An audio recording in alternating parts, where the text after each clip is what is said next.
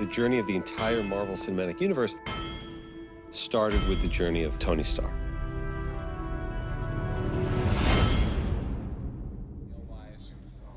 Much better than big old, clunky And that sound is great. The hero was a little large, too, but I think we might be able to get away with it. Going back to Favreau and Robert Downey Jr. and the founding moments of Marvel Studios, we said, we want the hero to be as interesting out of costume as they are in costume. I had just been hired to cast in the first Iron Man.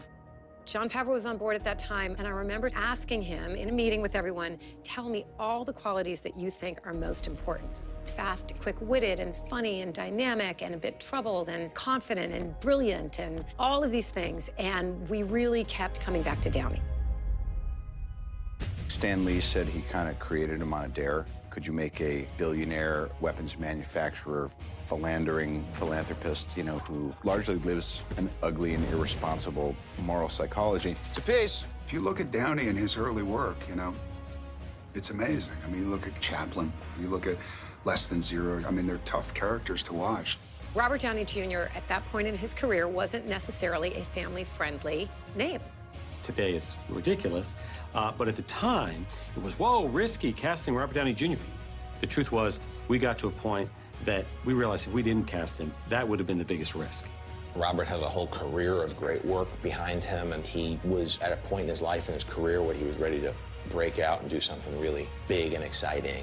John was in love with the idea of Downey playing the part, and we all felt so sure about him on a creative level. Because he wasn't instantly a slam dunk approval, I suggested we have screen tests.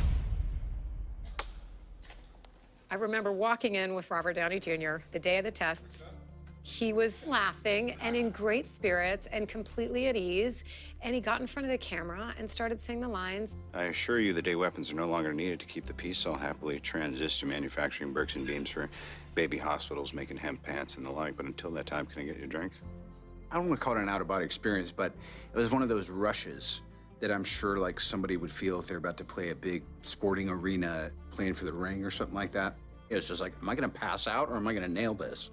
On that day that Robert screen tested, it was clear that there was no one else who can play that part. It was magic. It was exactly the feeling as a casting director with Kevin, with John, with everyone, that we all wanted to have that feeling like we have it. This is it. This is Iron Man. Iron Man 1 was incredibly special. We sort of improv the whole thing. We laughed, we cried, we got very, very close on that movie. We were the first Marvel movie as a studio. You know, there was no real model for it yet. Nobody expected too much of it. It's Iron Man. We wanted to make a good quality film, a good story, something that was smart enough, funny enough. I still remember Tony landing in the high desert in the eastern Sierras when he escapes the cave, and I was buried up to my neck in sand, and the storm was coming in, and we only had a couple minutes to get this take, and it was like God's grace just came in and gave us the take that was in the movie. Not bad. I loved the first movie so much. I was just so carried away by the story. It was funny, it was clever, it was witty. Let's face it, this is not the worst thing you've caught me doing. By casting Robert Downey Jr., they were intent on breaking the tradition and mold of these types of movies. It was an unexpected choice at the time, and so it made for this really dynamic, really surprising performance. Yeah! Is that so hard? He's so bright and so fast, and it takes you so long to catch up with him, and it's perfect for that character. Good luck keeping up. I think most of us have been pretty vocal about what he started, and without him, none of us would be in this position. He really is the patriarch. I think he really understood the weight of the responsibility with these movies. Iron Man 1 changed the genre.